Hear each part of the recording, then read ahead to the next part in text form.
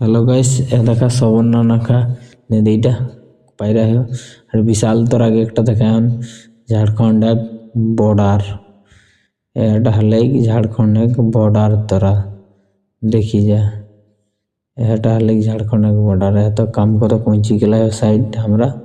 এতটুকু বসল কাজ করিকে আর এত আগে রূপটা চেহারাটা কাজ করিকে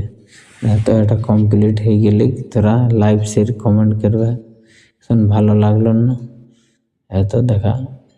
ডিজাইনটা তুই করলাই কেমন লাগন আশা করি তোরা লাইভ শেয়ার আর কমেন্ট করবে দেখা ডিজাইনটা हमरा दिला है তোরা দেখা है আর এত বিট কাটিং একটি দিলা है সাইডে সিলিংটাই হয়তো